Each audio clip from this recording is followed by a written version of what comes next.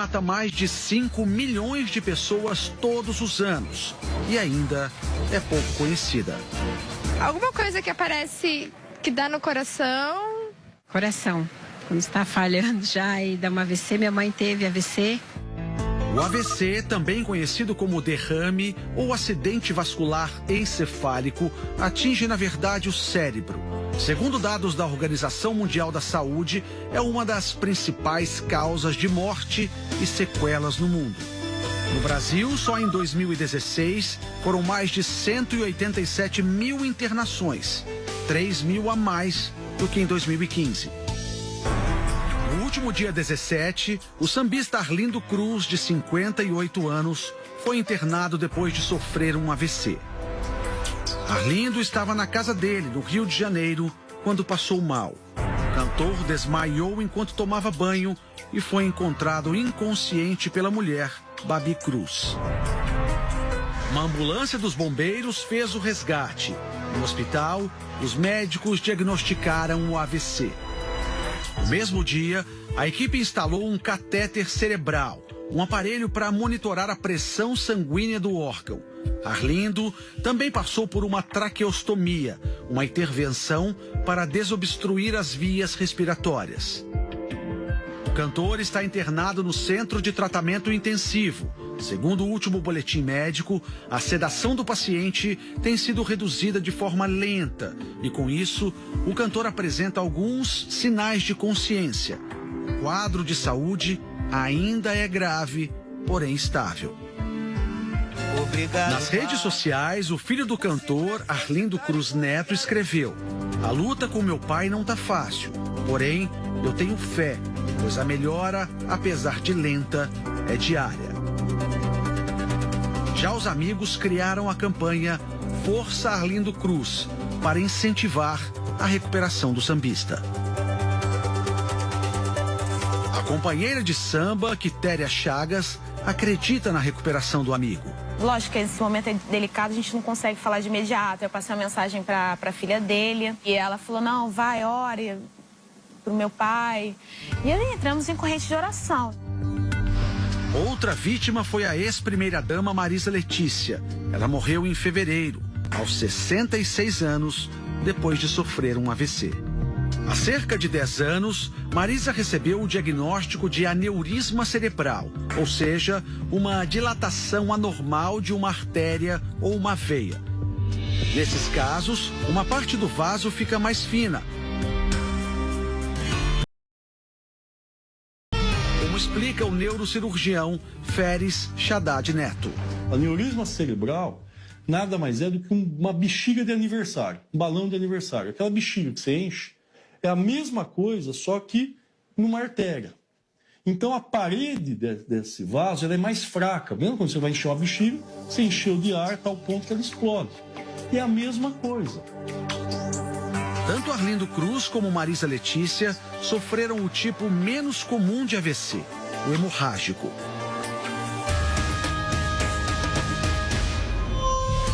Existem dois tipos de AVC. O isquêmico, que corresponde a cerca de 80% dos casos, e o hemorrágico, que atinge 20% das vítimas.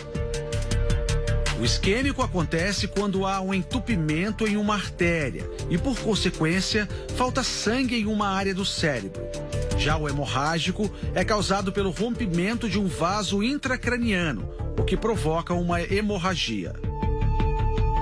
O cérebro controla tudo o que fazemos, sentimos, pensamos e lembramos. Por isso, danos nesse órgão afetam essas capacidades de acordo com a área atingida. Cada artéria tem um tipo de irrigação cerebral.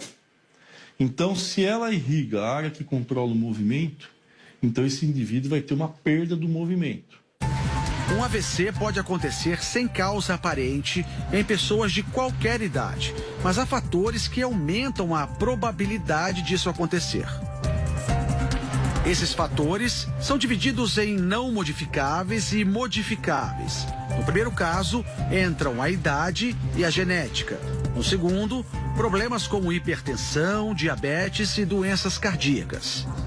A principal causa é a hipertensão arterial sistêmica, mas você pode ter outras causas, deposição de placas de gordura na parede da artéria, principalmente quem tem colesterol elevado, quem tem glicemia elevada.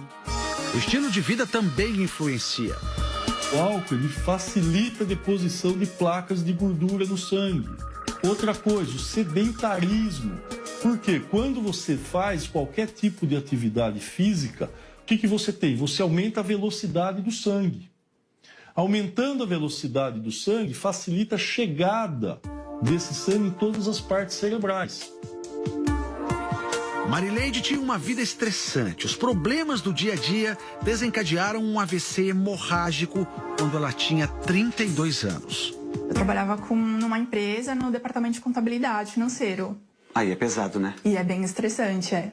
Ela perdeu todo o movimento do lado esquerdo do corpo. Fiquei aproximadamente uns 20 dias de UTI e, ao total, no hospital, uns 40. Depois de 6 anos de tratamento, Marileide apresenta poucas sequelas e muitas mudanças. Mudança de alimentação, mudança de hábito. Hoje eu sou autônoma, eu trabalho com alimentação natural. Eu trabalho com amor, eu faço com amor, então isso é o diferencial. Segundo uma pesquisa científica, até o sono pode ser um fator de risco.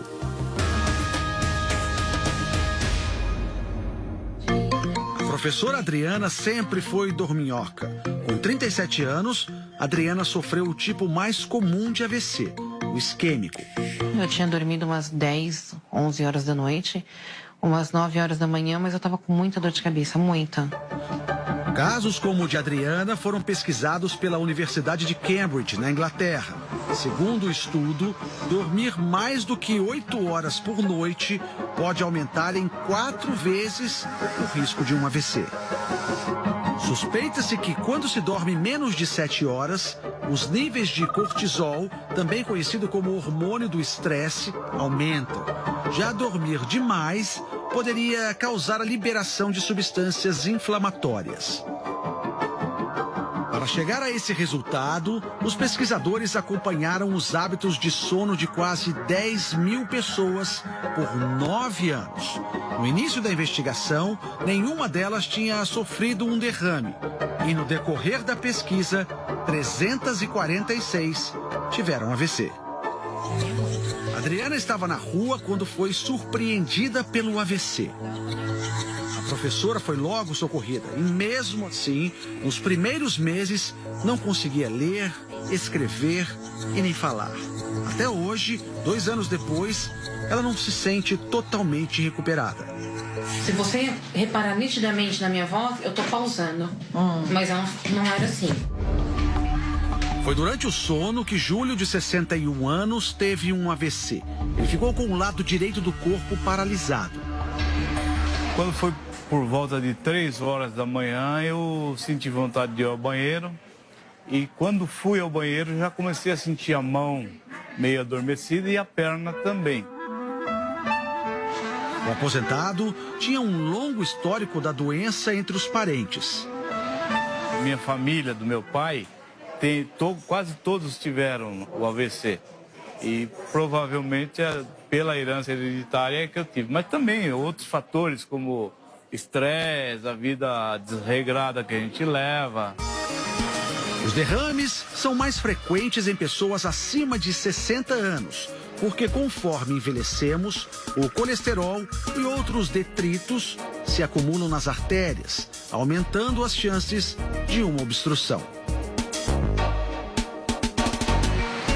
Mas atenção, os mais jovens também correm riscos.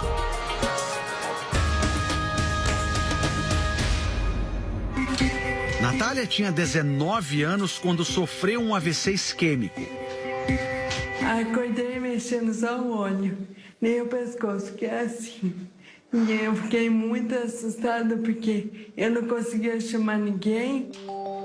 No dia do acidente, ela sentiu uma forte dor de cabeça. Eu não me importei, pensei que estava doendo normal. E aí de noite me deu muita dor de cabeça, tontura, perdi totalmente a força. O médico que atendeu Natália não identificou o AVC e mandou a jovem voltar para casa. Só depois de 14 horas, ela recebeu o diagnóstico. A hora que a gente falou que fazia mais de 12 horas, ele falou: se você tem uma religião, reza. O tempo de atendimento é determinante para evitar sequelas graves. Mas na maioria dos casos, o paciente confunde os sintomas do AVC com os de uma doença comum. Sério? Foi o que aconteceu também com o Luciano, de 36 anos. Deu essa paralisia, essa escuridão na vista, na visão. E eu pensei que era alguma coisa, labirintite, alguma coisa desse tipo. E eu não procurei um médico nesse dia. No dia seguinte, eu resolvi procurar um médico. Luciano passou por 3 médicos até receber o diagnóstico. Um AVC isquêmico que afetou parte da visão. Eu fiz acompanhamento com vários médicos, com psicólogos. E eles falaram que poderia ter sido pior. No caso de Luciano, a maior sequela foi o trauma psicológico. Eu fiquei me perguntando muito, por que aconteceu isso comigo? O que eu fiz? Onde eu errei? Alimentação, alguma coisa? O que aconteceu? Você se cobrou muito por isso? Eu me cobrei por isso. Segundo este neurologista, problemas genéticos ou predisposições a algumas doenças aumentam as chances de uma pessoa jovem ter um AVC. Doenças autossômicas dominantes, que têm influência genética, que poderia causar uma alteração da parede das artérias. Existem outros tipos de doenças, que são doenças inflamatórias, que são chamadas de vasculites. Você também tem um risco aumentado de ter AVC. Tanto Natália como Luciano mantinham uma vida saudável e, segundo os exames, não apresentavam nenhuma predisposição genética. No caso de Natália, os médicos concluíram que o AVC foi causado por um outro motivo: o uso de anticoncepcionais. Provavelmente por fatores hormonais, tanto das mulheres que fazem uso de anticoncepcionais na fase jovem, quanto aquelas que estão fazendo reposição hormonal durante a menopausa. Esses hormônios podem alterar de alguma forma a constituição da parede das artérias e isso pode aumentar o risco de ter um acidente vascular cerebral. Os médicos alertam: é muito importante estar atento a determinados sinais. Os sintomas mais comuns do AVC são a sensação de fraqueza ou formigamentos repentinos, dificuldade para falar ou enxergar, tontura ou dor de cabeça forte sem motivo aparente. Também é importante fazer exames periódicos que verifiquem a situação dos vasos cerebrais e das artérias do coração, as carótidas e as vertebrais. O exame de carótidas e vertebrais nada mais é do que isso, é você tentar identificar algum início de obstrução, alguma placa de gordura dentro dessas artérias.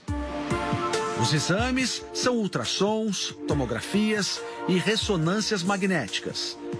Já o tratamento inclui terapias com diversos profissionais. Em 1/3 dos casos de AVC, há sequelas. Muitas vezes eles chegam com perda de força, questões de equilíbrio, muitos vão para uma cadeira de rodas. Hoje, com 21 anos, Natália passa por diversos tratamentos. O resultado é uma recuperação que impressiona até os médicos. Não pode entrar em uma depressão e eu quero melhorar mais, ganhar a minha independência de volta. O AVC também transformou a vida de Luciano. Deus me deu uma segunda oportunidade. Então por isso eu tenho que viver com qualidade. Aproveitar ao máximo, né? Sim.